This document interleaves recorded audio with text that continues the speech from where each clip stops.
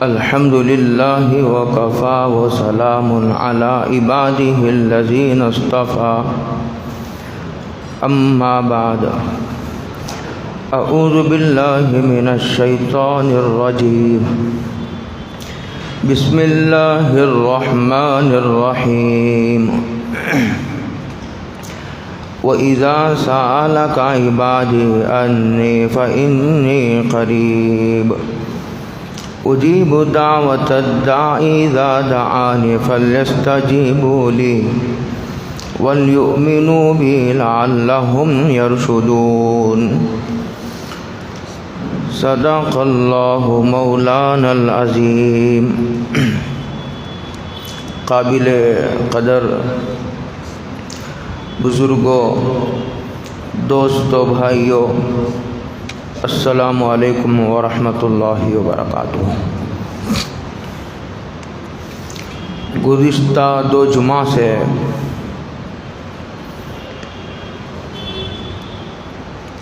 روزے سے متعلق آیتوں کی تشریح ہوتی رہی۔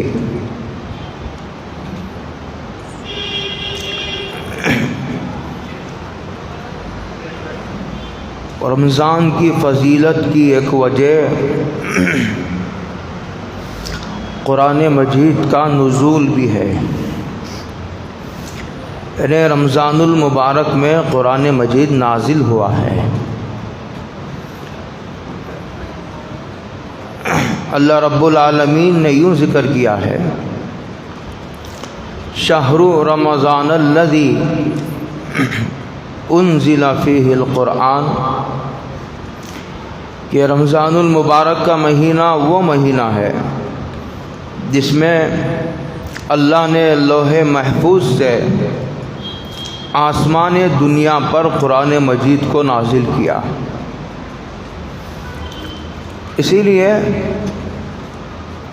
حضرت رسول اللہ صلی اللہ علیہ وسلم ہر سال جبریل علیہ السلام جو انبیاء کے پاس اللہ کا پیغام اور وحی لے کر آنے کے ذمہ دار ہیں، وہ ہر سال رمضان المبارک میں حضور کے ساتھ دور کرتے تھے۔ قرآن مجید کا دور ہوتا تھا۔ اسی لیے ہمارے صحابہ کے زمانے سے لے کر تابعین، تبع تابعین اور ہمارے بزرگان دین، ان کے ہاں یہ معمول رہا کہ یہ قرآن مجید ہی کا مہینہ ہے، صبح سے شام تک قرآن ہی کی تلاوت ہے۔ اور بعض بزرگوں کے ہاں تو ایک قرآن مجید ختم کرنے کا معمول بھی ہے، روزانہ ایک قرآن مجید۔ اور بعض تابعین کے بارے میں آتا ہے کہ روزانہ 2 قرآن مجید ختم کرتے تھے۔ اسی لیے ہم لوگوں کو بھی اس سے نہیں محروم ہونا چاہیے۔ قرآن کریم ایک تو سیکھنے کی کوشش کرنی چاہیے، یہ بڑی سعادت کی بات ہے۔ ایک ہی تو کتاب ہے جو حضرت محمد الرسول اللہ صلی اللہ علیہ وسلم پر نازل ہوئی، وہ ایک کتاب بھی سیکھنے اور پڑھنے کے لیے ہمارے پاس وقت نہیں ہے، بہت ہی محرومی کی بات ہے۔ اسی لیے ہر آدمی اس کی کوشش کر سکتا ہے، مالدار بھی، غریب بھی، جہاں ہر چیز کے لیے ہمارے پاس وقت ہے، قرآن مجید سیکھنے کے لیے بھی وقت نکالا جائے، تھوڑا تھوڑا کر کے سیکھے۔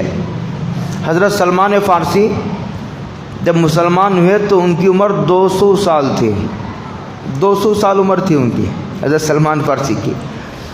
انہوں نے اس کے بعد قرآن سیکھا، اس کے بعد حضرت رسول اللہ صلی اللہ علیہ وسلم سے تعلیم حاصل کی۔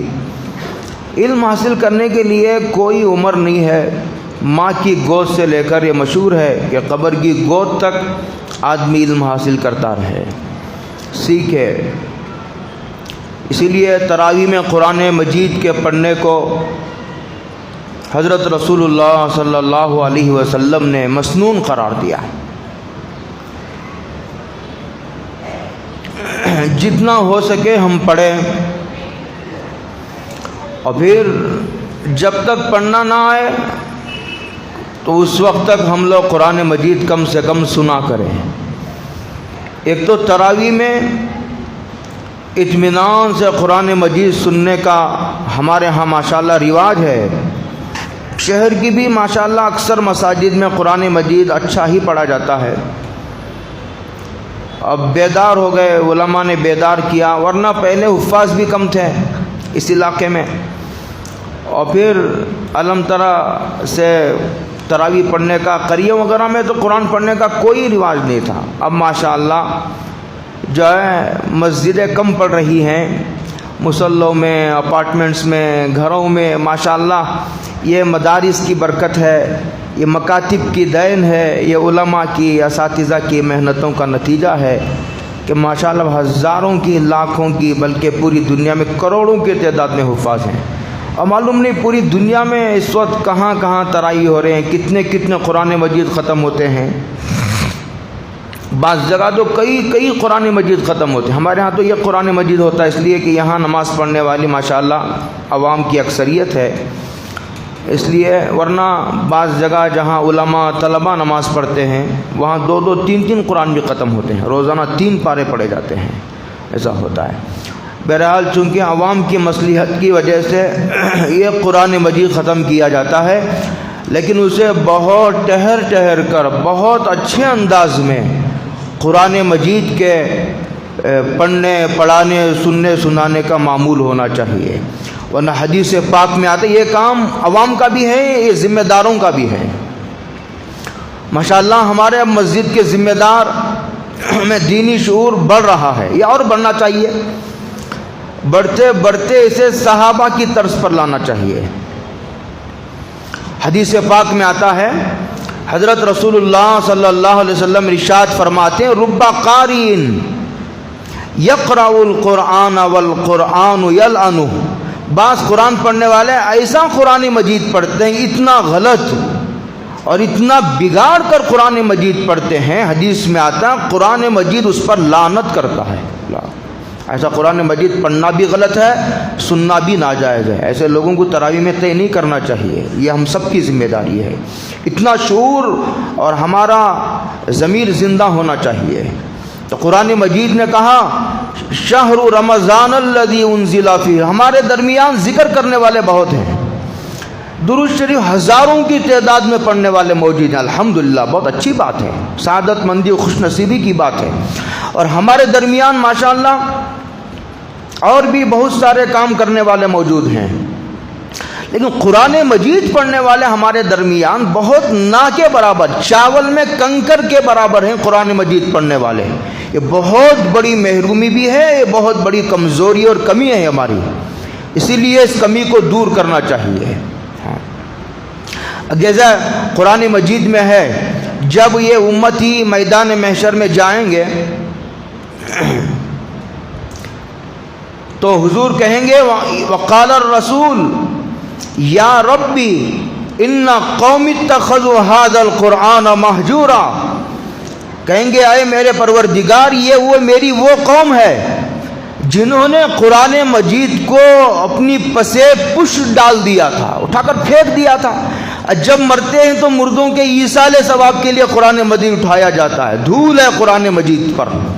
حضرت امام اعظم ابو حنیفہ رحمۃ اللہ علیہ کا کہنا ہے کہ سال میں 2 مرتبہ قرآن مجید کا ختم کرنا یہ قرآن مجید کا حق ہے۔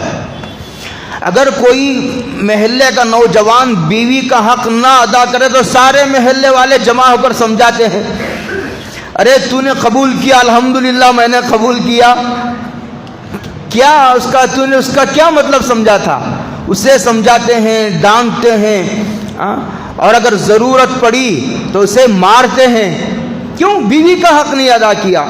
اب سب مل کر کے قرآن مجید کا حق سمجھانے کی ضرورت ہے کہ امت کی اکثریت قرآن مجید کے حق کو پامال کر رہی ہے، سمجھنا، اس پر عمل کرنا، اور پھر ہماری جتنی طاقت ہے طاقت کے بقدر دنیا میں اسے پہنچانا اور پھیلانا۔ ہم دائی بن کر کے پیدا کیے گئے ہیں، ہمارا کام صرف پڑھنا نہیں ہے، پڑھنا، سمجھنا، عمل کرنا، پھر امت تک پہنچانا پوری دنیا میں، یہ کام تھا۔ یہ امت پھر سے پڑھنا ہی نہیں آتا، پھر سے معلوم ہی نہیں قرآن مجید میں کیا ہے، پھر اس پر عمل تو بہت دور کی بات ہے، اور پھر پہنچانے میں تو بہت کم لوگ ہیں۔ یہ ساری ہماری ذمہ داریاں ہیں، انشاءاللہ ہم اس ذمہ داری کو نبھائیں گے۔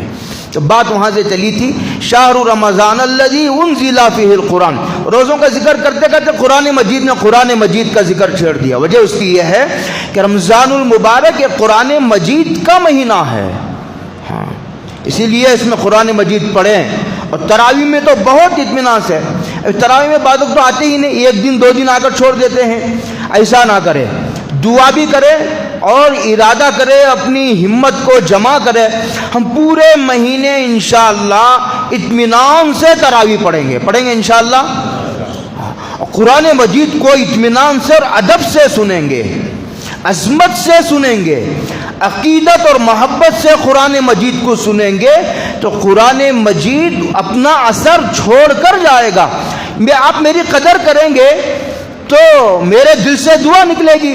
ایک آدمی قرآن مجید کی قدر نہیں کرتا، قرآن مجید کو کیا پڑھی ہے، قرآن مجید نازل کرنے والے کو کیا کمی ہے، کیا اللہ کو کوئی عزت کی کمی پڑ گئی ہے، کیا اللہ کو عظمت اور ان کی جلالت میں کوئی کمی آ گئی ہے، یہ تو ہماری روح کی ضرورت ہے۔ تو میں کہہ رہا تھا ہمارے درمیان ذکر کرنے والے تو تلاش کریں گے تو بہت مل جائیں گے، قرآن مجید پڑھنے والے ہمارے درمیان نہیں ہیں۔ بچوں کو بھی پڑھاؤ، خود بھی سیکھو، اپنی مستورات کو بھی قرآن مجید سکھاؤ، اپنی بچیوں کو اردو بھی سکھاؤ، قرآن مجید بھی سکھاؤ۔ یہ بات ختم ہوتے ہوتے جب قرآن مجید کی بات سے، قرآن مجید کے تذکرے سے قرآن مجید فارغ ہوا تو دعا کا تذکرہ چھیڑا ہے، اور یہیں آ کر بات بھی ختم ہوئی تھی۔ کہتے ہیں کہ وَإِذَا سَأَلَكَ عِبَادِي عَنِّي، کہتے ہیں اے محمد صلی اللہ علیہ وسلم، لوگ آپ کے پاس آئیں گے اور آ کر کے یہ کہیں گے، میرے بارے میں پوچھیں گے کہ اللہ تعالیٰ نزدیک ہے یا دور ہے۔ اگر دور ہے تو چیخ چیخ کر دعا کریں گے، نزدیک ہے تو آہستہ دعا کریں گے۔ تو اللہ تعالیٰ نے کہا ان کو میرا یہ پیغام سنا دو کہ میں قریب ہوں۔ کتنا قریب ہوں؟ شہ رگ سے بھی زیادہ قریب ہوں۔ نحن اقرب الیہ من حبل الورید۔ علامہ ابن کثیر بہت بڑے محدث ہیں، کہتے ہیں یہ دعاؤں کا مہینہ ہے، روزوں کا ذکر چل رہا ہے، اس کے بعد فوراً قرآن مجید کا ذکر چھیڑ دیا، اس لیے کہ قرآن مجید، یہ رمضان المبارک قرآن مجید کا مہینہ ہے، قرآن مجید اسی مہینے میں نازل ہوا ہے، بلکہ تمام بڑی آسمانی کتابیں اسی مہینے میں نازل کی گئی ہیں۔ اس کے بعد دعا، کہتے ہیں کیا جوڑ ہے روزے میں اور دعا میں؟ روزے کا ذکر چل رہا تھا، قرآن کا چھیڑ دیا، قرآن کا ذکر چل رہا تھا، رہتے رہتے دعا کا ذکر چھیڑ دیا۔ تو علامہ ابن کثیر کہتے ہیں چونکہ روزہ دار کی ایک دعا روزانہ ضرور قبول ہوتی ہے، وَلِلصَّائِمِ عِنْدَ فِطْرِهِ دَعْوَةٌ مُسْتَجَابَةٌ، ہم افطار کی چیزیں جمع کرنے میں لگے ہیں، سموسے خریدنے میں، کھجور خریدنے میں، پپیتا خریدنے میں، تربوز خربوز خریدنے میں لگے ہیں، ادھر ادھر کے جو آئٹم جمع کرنے میں لگے ہیں، اور یہ دعا کا اتنا قیمتی وقت ہمارے ہاتھوں سے نکل جاتا ہے۔ جلد سے جلد فارغ ہو کر کے کم سے کم افطار سے 10-15 منٹ پہلے بیٹھ جائے، اپنے بیوی بچوں کو بھی جوڑ لے، اپنے ساتھیوں کو جوڑ لے اور دعا میں لگے۔ یہ دعا قبول ہوتی ہے، روزانہ ایک دعا ضرور قبول ہوتی ہے۔ اور میں نے وہ حدیث بھی سنائی تھی کہ جب رمضان المبارک کا مہینہ آتا ہے تو اللہ تعالیٰ عرش کے اٹھانے والے فرشتوں کو بلا کر کہتے ہیں کہ تم اپنی اپنی عبادتیں چھوڑ دو اور حضرت رسول اللہ صلی اللہ علیہ وسلم کے روزہ داروں کی دعاؤں پر آمین کہو۔ اللہ اکبر، کتنا اعزاز ہے اس امت کا، فرشتوں کو لگا دیا۔ اچھا فرشتے اللہ کی اجازت سے لگے ہوں، اللہ نے حکم دیا ان کو، تو ہماری دعا کی قبولیت میں کیا شبہ ہے؟ اس بعض روایتوں میں آتا ہے کہ اس امت کی 5 خصوصیات ہیں، اس امت کی 5 خصوصیات ہیں۔ اس میں سے ایک خصوصیت یہ ہے کہ یہ جو روزہ رکھنے کی وجہ سے منہ میں کچھ بو آ جاتی ہے، کچھ نہیں کھاتا، معدے کے خالی ہونے کی وجہ سے ایک بو پیدا ہو جاتی ہے، کہتے ہیں اللہ کے نزدیک وہ منہ کی بو مشک خوشبو سے زیادہ پسندیدہ ہے۔ اللہ اکبر، کیا محبت ہے اللہ کو۔ اللہ بہت پاکیزہ ہیں، تھوڑی سی بھی بدبو ہمیں پسند نہیں آتی۔ کہیں بدبو پڑی ہے، کھڑے ہونے جی نہیں چاہتا، سونے جی نہیں چاہتا، وہاں کھڑے ہو کر چائے پینے کھانے جی نہیں چاہتا۔ کہ اللہ تعالیٰ کو روزے دار سے کتنی زیادہ محبت ہے، کہتے ہیں کہ اس کی منہ میں جو بو آتی ہے وہ مشک سے زیادہ اللہ کو پسند ہے۔ اور دوسری اس روایت میں ایک بات یہ بھی ہے، اب جو روایت میں نے ذکر کیا اس میں یہ تھا کہ دعا تو ہم کو کرنا ہے، فرشتے ہماری دعاؤں پر آمین کہتے ہیں، تو دعا کی قبولیت اور بڑھ جاتی ہے۔ اس روایت میں یہ ہے کہ فرشتے خود دعا کرتے ہیں روزہ دار کے لیے، اور اس روایت میں یہ ہے کہ افطار تک دعا کرتے رہتے ہیں فرشتے۔ بعض روایتوں میں آتا ہے کہ سمندر کے اندر کی مچھلیاں دعا کرتے ہیں۔ مقبولیت کی انتہا ہے، محبوبیت کی انتہا ہے کہ یہ بر خشکی سے تجاوز کر کے بحر میں بھی مخلوق کے اندر ان روزہ داروں کی محبت ڈال دی جاتی ہے۔ اللہ اکبر، اس روایتوں میں آتا ہے کہ طلباء کے لیے مچھلیاں دعا کرتی ہیں، مخلوق دعا کر رہی ہے، فرشتے دعا کر رہے ہیں، مخلوق دعا کر رہی ہے، فرشتے ہماری دعاؤں پر آمین کہہ رہے ہیں۔ اس کے باوجود مخلوق کا ایک بہت بڑا طبقہ کھانے پینے میں لگا ہے، اسے دعا کرنے وقت نہیں۔ دعا کرو، عربی میں کرو، اردو میں کرو، اپنے لیے کرو، رشتہ داروں کے لیے کرو، اپنے علم کے لیے کرو، عبادت کے لیے دعا کرو، اپنی نیک اولاد کے لیے کرو۔ صرف اولاد نعمت نہیں ہے، نیک اولاد نعمت ہے، اس کے لیے دعا کرو، نیک بیوی کے لیے دعا کرو، روزی کے لیے دعا کرو، برکت والی روزی کے لیے، صحت کے لیے دعا کرو۔ اور اسی طرح سواری کے لیے، عمدہ سواری کے لیے دعا کرو، گھر کے لیے دعا کرو، یہ ساری دعائیں اپنے لیے، رشتہ داروں کے لیے، بیماروں کے لیے دعا کرو، پوری امت کے لیے دعا کرو۔ یہ دعاؤں کا مہینہ ہے، دعا اس کا خاص عمل ہے، تلاوت اور دعا۔ تلاوت سے تھک گئے دعا، دعا سے تھک گئے تلاوت۔ کہتے ہیں تیسری خصوصیت امت کی یہ ہے کہ رمضان میں ہر روز جنت کو سجایا جاتا ہے۔ چوتھا، سرکش شیاطین کو قید کر دیا جاتا ہے، جس کی وجہ سے گنہگار سے گنہگار کے لیے بھی عبادت آسان کر دی جاتی ہے۔ اللہ کی کمال مہربانی ہے، عبادت کو فرض کیا اور عبادت کو آسان بنانے کے لیے شیطان کو جیل میں ڈال دیا۔ عجیب ہے، اللہ کی کمال شفقت ہے۔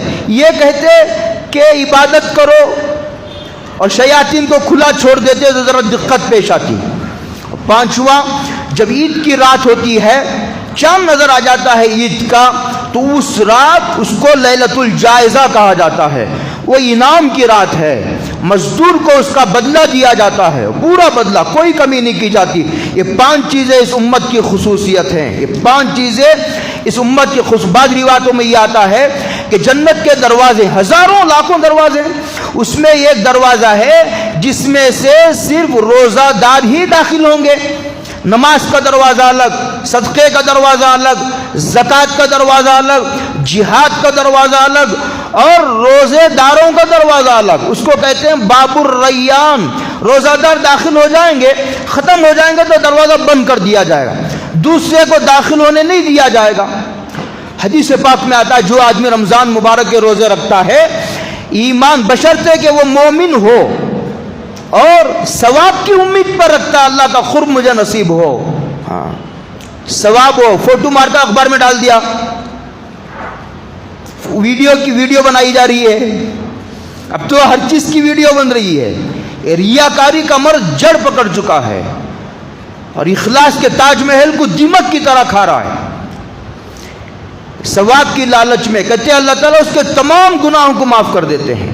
اور یہ ایک روایت یہ بھی آئی ہے، آج روزہ ہے نا، آج پہلا روزہ ہے، کہتے ہیں آج مغرب میں روزہ ختم ہوگا، پہلا روزہ، تو گزشتہ سال جو پہلا روزہ ختم ہوا تھا اس وقت سے لے کر آج تک جتنے چھوٹے گناہ کیے تھے اس ایک روزے کی برکت سے سب گناہ معاف کر دیے جاتے ہیں۔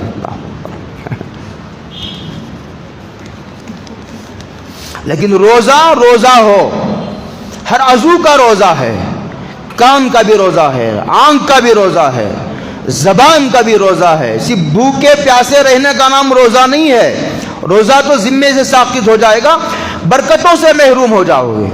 خاص طور سے دو گناہ سے بچنے کی ضرورت ہے، یہ غیبت کے گناہ سے۔ غیبت کا گناہ بہت بڑا گناہ ہے، بعض روایتوں میں آتا ہے کہ غیبت زنا سے بھی زیادہ سخت چیز ہے، بہت سخت چیز ہے۔ یہ اپنے بھائی کے پیچھے اس کی برائی کی جائے، میرا ایک بھائی ہے مسلمان بھائی، اس کی پیٹھ پیچھے برائی کی جائے، اسی کو غیبت کہتے ہیں۔ قرآن مجید نے کہا کیا تم اپنے مردار بھائی کا گوشت کھانا پسند کرو گے؟ اس غیبت سے روایتوں میں آتا ہے کہ اگر کسی آدمی نے کسی آدمی کے سامنے غیبت کی وہ روک سکتا تھا، اگر روک سکتا ہے تو روکنا چاہیے، نہیں تو اٹھ کر چلے جانا چاہیے۔ اگر روک دے تو حدیث پاک میں آتا ہے اللہ تعالیٰ، اس لیے کہ جس طرح مال محترم ہوتا ہے، قابل احترام ہوتا ہے، مال کو پیسوں کو اٹھا کر نالی میں نہیں پھینکا جاتا، جس طرح مال محترم ہوتا ہے اسی طرح انسانوں کی عزت و آبرو بھی قابل احترام ہوتی ہے، کسی کی عزتوں سے نہیں کھیلا جاتا۔ اگر کسی آدمی نے غیبت کی کسی کے سامنے اور سامنے والا آدمی نے وہ اس نے اس کو روک دیا تو حدیث میں آتا ہے اللہ دنیا آخرت میں اس کا اکرام فرمائیں گے، اس کی عزت بڑھا دیں گے اللہ۔ اور یہ ایک آدمی نے غیبت کی، غیبت کرنا بھی حرام ہے، غیبت سننا بھی حرام ہے۔ اردو میں علامہ عبدالحی صاحب لکھنوی کی ایک کتاب ہے غیبت کیا ہے، اس سے اچھی کتاب ہندوستان میں نہیں لکھی گئی، سب کتابیں ان کی عربی میں ہیں، یہ کتاب اردو میں غیبت کیا ہے، 200 صفحے کی کتابیں میری پاس ہے، میں نے پڑھنے کے زمانے میں پڑھی تھی، پھر منگایا تھا، 25 سال ہو گئے پڑھ کر، پھر منگایا تھا میں قریب میں اسے پڑھیے تفصیل سے۔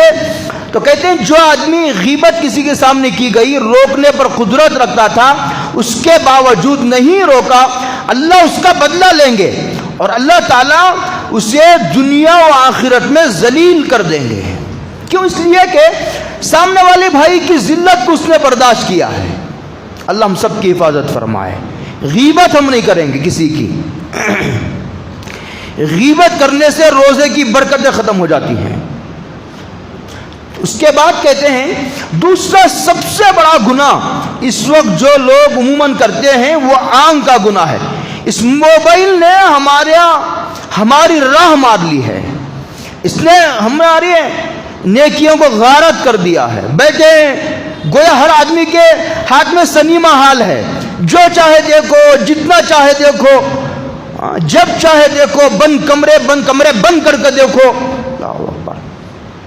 روایتوں میں آتا ہے ایک آدمی بڑی بڑی نیکیاں لے کر کے آئے گا، قیامت کے دن اللہ تعالیٰ جو ہے روئی کے گالوں کی طرح، ذرات کی طرح اس کے نیکیوں کو اٹھا کر پھینک دیں گے۔ کہتے یہ وہ لوگ ہوں گے جو نیکیاں تو کرتے تھے، بہت بڑا ذخیرہ تھا نیکیوں کا، لیکن کہتے ہیں کہ وہ چھپ کر گناہ کرتے تھے، تنہائیوں میں گناہ کرتے تھے۔ اس دو گناہ سے، اس آنکھ کے گناہ سے خاص طور سے بچنے کی ضرورت ہے، کانوں کے گناہ سے، زبان کے گناہ سے، خاص طور سے عورتیں بہت زبان چلاتی ہیں، اسی لیے بعض بزرگوں نے لکھا عورتوں کی ترقی زبان میں ہے اور مردوں کی ترقی آنکھوں میں ہے۔ آنکھ جھک گئی تو بھی دنیا کا کوئی شیطان اسے گمراہ نہیں کر سکتا۔ اگر آنکھ اڑ گئی ہے، وہ دیکھنے کی عادت ہو گئی، غلط سلط دیکھنے کی عادت ہو گئی، پھر ساری دنیا کے درویش مل کر اس کا کچھ نہیں کر سکتے۔ کیوں؟ آنکھ ادھر یہ وہ دیکھنے کی چیزیں، غلط چیزیں دیکھنے کی عادت پڑ گئی۔ یہ دو گناہ ہیں جس سے خاص طور سے بچنے کی ضرورت ہے۔ بعض روایتوں میں آتا ہے، حضرت ابو ہریرہ راوی ہیں، ایک آدمی نے روزہ چھوڑ دیا بلا عذر رمضان المبارک کا، اس ایک روزے کے بدلے میں پوری عمر روزہ رکھتا رہا، کہتے ہیں لم یقض عنہ صیام الدہر، تو پوری زندگی روزہ رکھے گا تب بھی اس ایک روزے کا بدلہ نہیں ہوگا۔ حدیث میں آتا ہے صوم جنہ، یہ روزہ ڈھال ہے، جہنم سے بچاتا ہے۔ یہ روزہ کب تک؟ جب تک غیبت نہ کرے، جھوٹ نہ بولے، کوئی گناہ نہ کرے۔ یہ گناہ کرتے ہی پھر جہنم سے جو آڑ تھا روزہ، وہ بات ختم ہو جاتی ہے۔ حدیث پاک میں آتا ہے 3 آدمیوں کی دعا قبول نہیں ہوتی، اس میں سے ایک روزہ دار بھی ہے۔ حضرت عمر کا اثر ہے کہ رمضان المبارک میں ذکر کرنے والا اللہ کا قرب پا لیتا ہے، اللہ اسے ضرور قبول کرتے ہیں۔ اور اسی طرح کہتے ہیں جو اللہ سے جو مانگتا ہے اس رمضان المبارک کے مہینے میں وہ محروم نہیں رہتا، حدیث پاک میں ہے۔ اور روایتوں میں ایک لمبی طویل روایت ہے، اللہ کرے کہ میں جلدی جلدی اسے سنا دوں، بس اس کے 2-3 چیزوں کے بارے میں مجھے عرض کرنا ہے۔ ایک روایت میں یہ آتا ہے کہ حضرت رسول اللہ صلی اللہ علیہ وسلم نے ارشاد فرمایا روزہ میرے لیے ہے، روزہ دار کو کسی نے مجبور نہیں کیا، صرف میری محبت میں، میری عظمت کی وجہ سے، میری قدردانی کی وجہ سے وہ بھوکا رہا، وہ پیاسا رہا، بیوی سے دور رہا، کہتے ہیں میں ہی اس کا بدلہ اپنی شان نشان دوں گا۔ بعض روایتوں میں یہ آتا ہے کہ جب مخلوق میدان محشر میں پریشان ہوگی، اللہ تعالیٰ عرش کے سائے میں ایک دسترخوان بچھائیں گے، روزہ داروں کے لیے بچھائیں گے دسترخوان، پریشان مخلوق پریشان پھر رہی ہے، روزہ داروں کا یہ اعزاز ہوگا، ان کا یہ اکرام ہوگا کہ عرش کے سائے میں، عرش کا سایہ خود کتنی بڑی نعمت ہے، اس میں دسترخوان بچھائیں گے اللہ تعالیٰ، جب عرش کا سایہ پھر دسترخوان، پریشانی کا عالم اور دسترخوان بچھانے والے اللہ، اللہ اکبر۔ یہ بھی روایتوں میں آتا ہے۔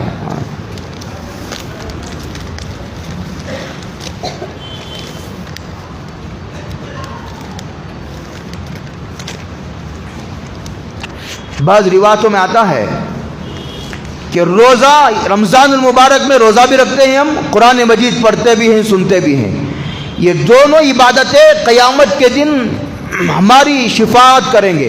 روزہ کرے گا، روزہ کہے گا کہ اس کو بخش دیجئے، جب تک اس کی بخشش نہیں ہوگی میں چین نہیں لوں گا، اس لیے کہ میں اسے بھوکا رکھا، پانی نہیں پینے دیا، بیوی کے قریب جانے نہیں دیا، جب تک اس کی شفاعت نہیں ہوگی میں چین نہیں لوں گا۔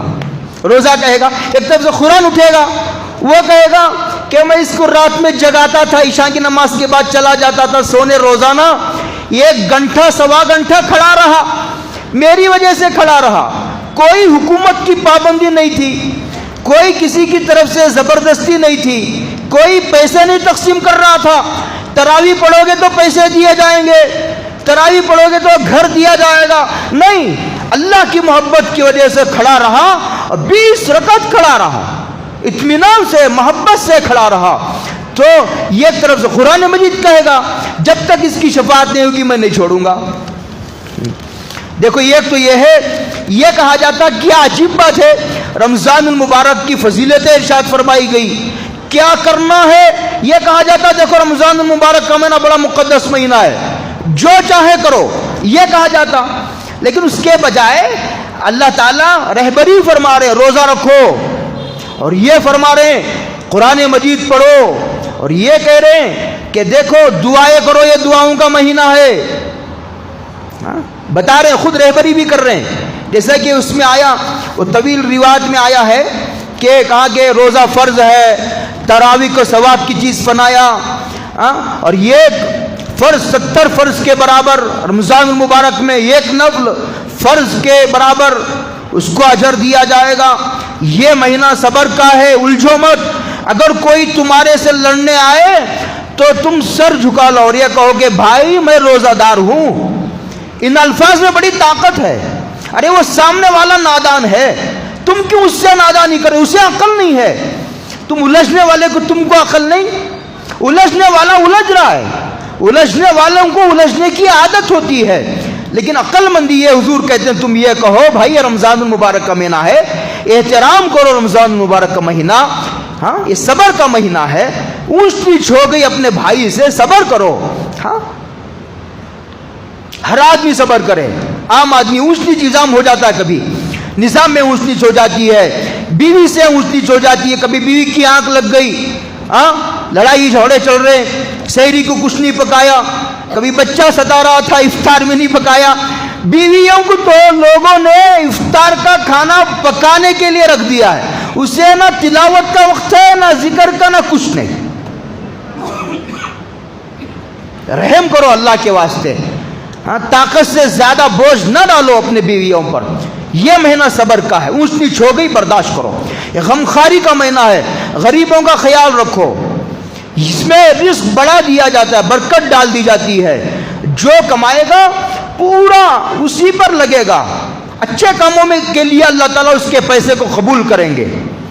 افطار کراؤ، افطار کرانے سے افطار کرانے والے کی مغفرت ہو جاتی ہے، جہنم سے اللہ آزادی عطا فرماتے ہیں، کیا مشکل ہے، اللہ نے پیسہ دیا ہے، عربوں میں اب جہاں اب بھی رواج ہے کھڑے ہو جاتے ہیں، عام دنوں میں بھی رواج ہے، وہاں مسجد کے دروازے پہ کھڑے ہو جاتے ہیں، بڑے بڑے مالدار کھجور لے کر کے، پتہ نہیں کیا کیا ان کے ہاں وہ لے کر کے کھڑے ہو جاتے ہیں، کھلاتے ہیں، سنا کہ رمضان المبارک میں اور ان کی یہ صفت بڑھ جاتی ہے۔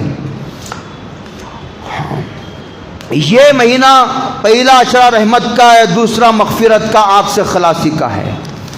حضور نے فرمایا کہ جو اونر ہے وہ غلام کے بوجھ کو آزاد کر دے، اس کے بعد فرمایا لا الہ الا اللہ کی کثرت کرو، حضور نے فرمایا، اللہ خود ترغیب دے رہے ہیں، سمجھا رہے ہیں، استغفار، جنت کو مانگو، اور یہ فرما جہنم سے آزادی کی دعا مانگو، اور روزہ دار کو جو آدمی پانی پلا دے گا قیامت کے دن حضور فرماتے ہیں میری حوض سے اس کو ایسا پانی پلاؤں گا، اللہ تعالیٰ پلائیں گے کہ جنت میں داخل ہونے تک پیاس نہیں لگے گی۔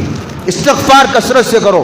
ایک بات عرض کر دوں، استغفار اور لا الہ الا اللہ قرآن مجید تو تراویح میں سنتے ہو، صوفیہ کی ایک بہت بڑی جماعت کی رائے یہ ہے کہ جو آدمی جس کی ابھی توبہ مکمل نہیں ہوئی ہے اس کو استغفار ہی کرنا چاہیے۔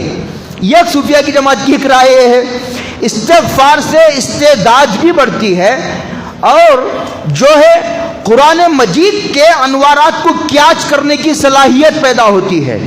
لا الہ الا اللہ ذکر ہے، جو چاہے ذکر کرو، فضائل ذکر اٹھا لو، اس میں جو جو ذکر ہے سب کو ایک مرتبہ آزماؤ، آج یہ کریں گے، آج یہ کریں گے، صبح یہ کریں گے، شام یہ کریں گے، دیکھو تفصیل کا موقع نہیں، موقع رہے گا تو کبھی عرض کریں گے۔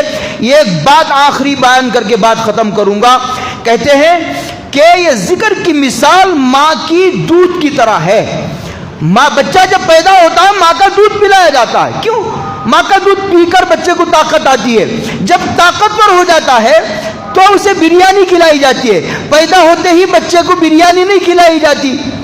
استغفار کریں گے گناہ معاف ہوں گے، روح پاک ہوگی، ہاں روح پاک ہوگی، اور اسی طرح ذکر کریں گے طاقت آئے گی، تو قرآن مجید کے جو انوارات ہیں جو تراویح میں پڑھا جاتا ہے قرآن مجید وہ اثر کرے گا، ہاں وہ اثر کرے گا دلوں پر، اور یہ راستے کھلیں گے کب؟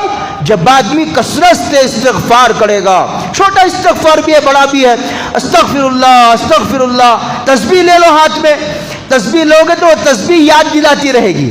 اللہ عمل کی توفیق عطا فرمائے۔ وآخر دعوانا ان الحمد للہ رب العالمین۔